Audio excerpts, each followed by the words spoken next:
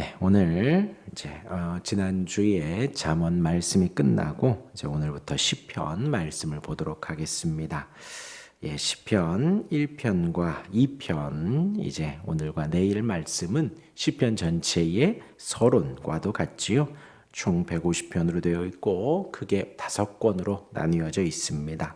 목표는 이제 내년 1년 동안 이 시편 또 한 권을 끝내는 것입니다. 시편에 대해서 이제 여러 가지가 있습니다. 이제 오늘 시작을 하면서 어떤 말씀을 나눌까 하다가 먼저 이제 장르, 시편의 종류에 대해서 잠깐 언급을 하고 오늘 말씀 1절부터 6절까지 또 보도록 하겠습니다. 시편에 오늘 150편까지 있는데 그 중에서 한 6개의 장르로 나뉘어집니다. 시편의 종류가 그렇게 된다 한다는 거예요. 첫 번째는 탄식시가 있습니다. 기도의 내용이 있지요. 개인이나 공동체의 질병으로 인해서 혹은 전쟁이나 원수의 공격으로 인해서 위기 가운데 있을 때에 탄식하며 혹은 기도하며 적은 시편의 내용들이 있습니다. 예, 그렇게 하나님 앞에 탄원하면서 간구하는 것이 그것이지요. 하나님께 의로운 판단을 해달라는 것입니다. 의인을 구원하여 주시고 악인을 심판하여 달라는 그런 내용이 담겨져 있지요. 그리고 이제 두 번째가 찬양이나 노래 시가 있습니다. 주로 공동체가 예배 시간에 창조 세계와 구원 역사 속에 하나님의 위엄과 능력과 자비하심을 나타내며 찬양하는 것이지요. 하나님의 왕권을 또 높이기도 합니다. 그러한 찬양시가 있고요. 또 감사의 노래가 있습니다. 하나님의 구체적인 구원의 내용에 대한 감사. 자, 방금 이번에는 찬양이나 노래, 하나님의 위엄이나 하나님의 전능함을 높여드리는 그런 찬양과 경배겠지요. 그리고 이제 감사의 노래, 구체적인 우리 구원과 우리 일상 속에 어떠한 감사가 있는가, 그런 감사의 내용이 또 있습니다.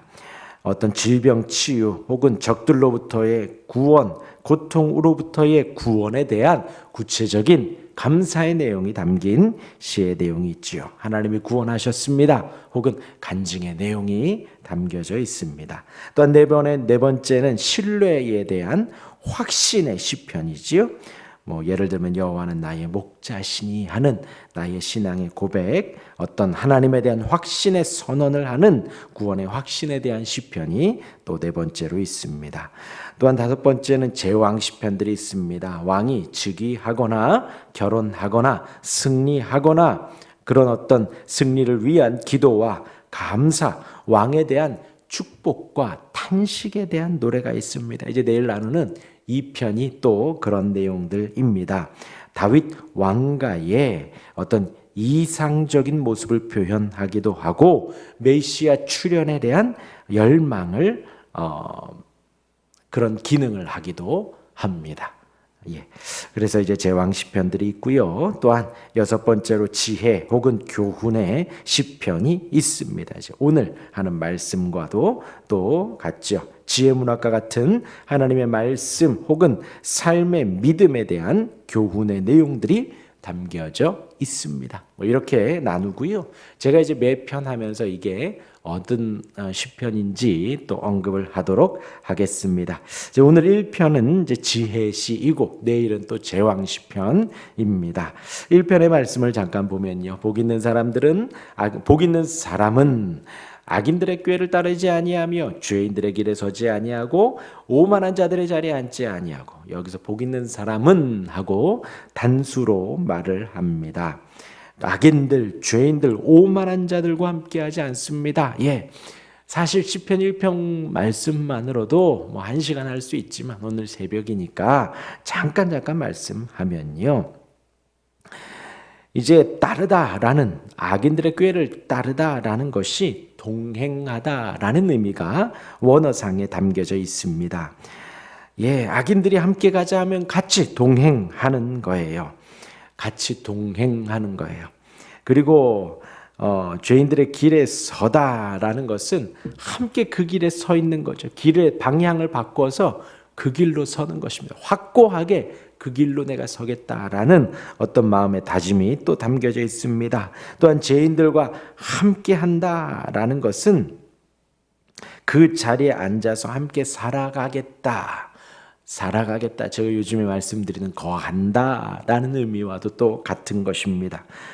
점차적으로 강해져 가는 것이지요. 악인들과 동행하고 죄인들과 뜻을 같이 하며 또 오만한 자들과 같이 더불어 살아가는 것. 그러나 복 있는 사람은 그런 것에 관심이 없다라는 거예요. 함께 동행하지 않고 함께 뜻을 확고히 하지도 않고 뜻이 다르죠. 세상 사람들과 뜻이 다릅니다. 또한 오만한 자들과 함께 자리에 앉지도 않습니다. 그럼 복 있는 사람은 어떠하지요? 2절에 오직 여호와의 율법을 즐거워하여 그의 율법을 주야로 묵상하는도다. 복된 사람은 그런 악한 사람들의 유혹에 피하는 것, 죄인들과 오만한 자들과 같이 하지 않는 것, 그것을 넘어서서, 그건 이제 소극적인 대응이죠. 복 있는 사람은 악인과 죄인과 오만한 자들과 함께하지 않는다. 소극적인 것을 넘어서서 적극적인 신앙의 삶으로 나아가지요. 어떻게 해요? 여호와의 율법을 즐거워합니다. 여호와의 율법을 즐거워합니다.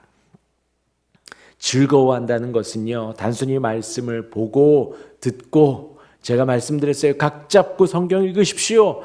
목사님이 각 잡으라 그랬지. 그냥 그 말씀에 그냥 좀 끌려가며 읽고 보고 하는 것을 넘어서서 말씀 보는 것이 즐겁고 행복하다, 기뻐하다, 어떤 감정적인 자발성이 많이 들어가 있는 것입니다. 말씀 보는 것이 너무나도 행복한 거예요.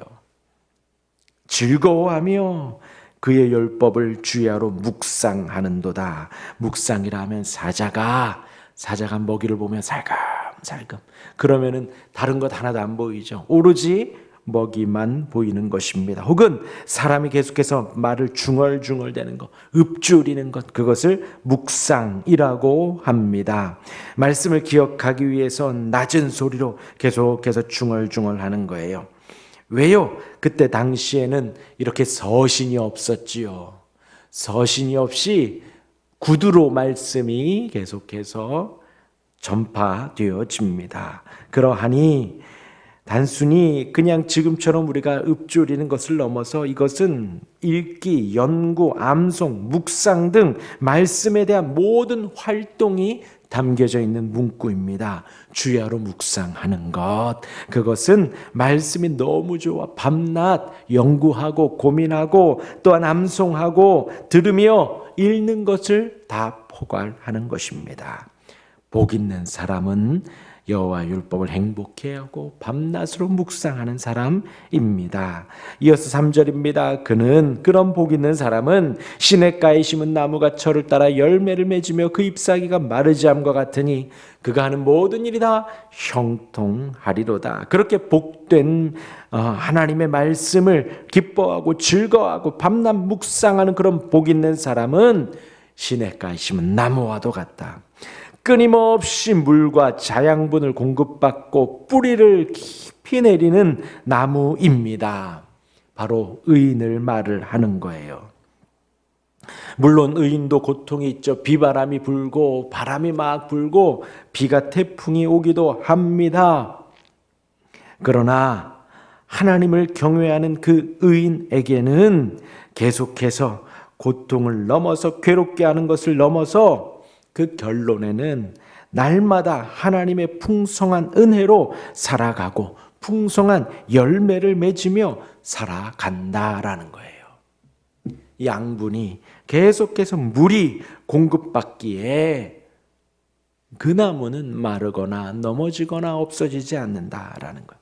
지난 주일에도 말씀드렸습니다.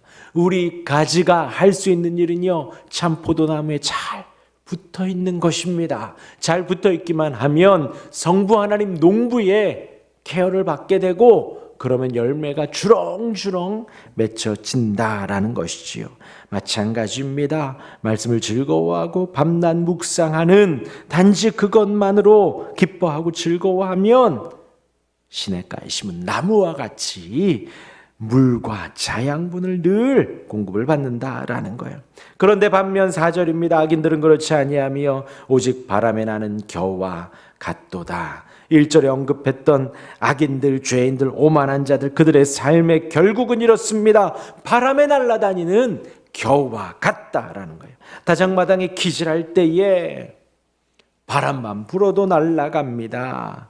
가볍고 쓸모없는 모습이지요. 날아가는 것 아무도 신경 쓰지 않습니다. 워이 더 날려보내야 합니다. 알곡들은 점점 더 들어와야 하기에 알곡은 떨어지면 또 주워와요. 그런데 이 겨들은 날아가도 그냥 두지요. 도저히 견디지 못해 날아가는 것입니다. 다장마당에 기질할 때의 그런 모습 너무나도 허무하고 불행한 결국입니다.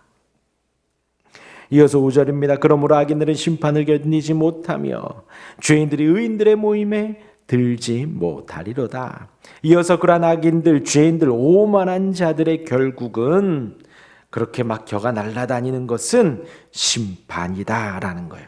하나님의 심판, 그 심판을 견디지 못하는 심판이 되어집니다. 심판하면 우리 성도들은 어떻다고요? 기뻐하고 즐거워하는 거예요. 심판이 두렵지요. 그러나 우리의 중보자 되신, 우리의 변호자 되신 주님이 막아주시기에 우리는 그 주님으로 인해서 기뻐하고 즐거워하는 거예요. 심판을 견디지 못하고 악인들은, 그런데요, 그 다음이요, 죄인들이 의인들의 모임에 들지 못한다라고 합니다. 그 의인들의 모임에서 배제됩니다. 천국에서 쫓겨납니다. 교회에 들어오지 못합니다. 의인들의 모임에 들어오지 못합니다. 여러분, 이 아까 복 있는 사람은 하고 했습니다. 그런데 여기서는 의인들이 있습니다. 신앙생활 혼자 하는 것 같지만, 버거운 것 같지만 아니에요. 의인들, 그 복 있는 사람들이 많이 있다. 복수로 또 여기서는 위로를 주고 있습니다. 마지막 6절입니다. 무릇 의인들의 길은 여호와께서 인정하시나 악인들의 길은 망하리로다. 마지막으로 의인과 악인의 운명, 그 끝은요, 여호와께서 인정하십니다.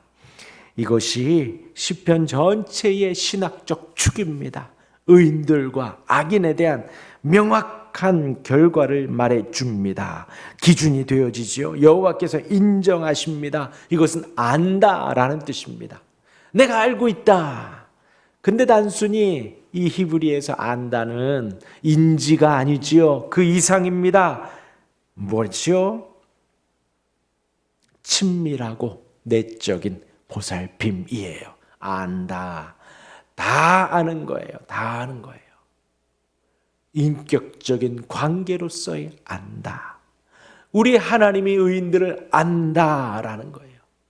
그의 과거를 알고 현재를 알고 앞으로를 알고 그와 더불어 인격적인 교제를 계속해서 나누는 그 안다.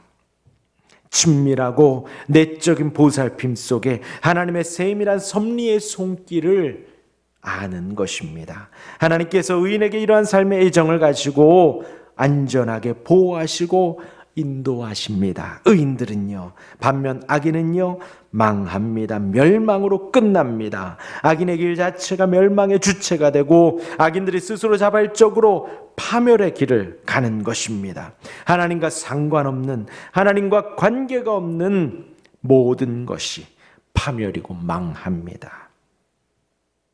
복 있는 사람이 되시길 바랍니다. 하나님의 말씀을 즐거워하고 밤낮 묵상하는 복된 자가 되기를 바랍니다. 또한 시냇가의 시문 같은 그런 복을 받게 됩니다. 의인들의 모임이 기다리고 있습니다. 하나님께서 아시고 인정하십니다. 그런 복된 인생들이, 복된 성도들이 되시기를 주님의 이름으로 축원합니다. 아멘. 기도하겠습니다.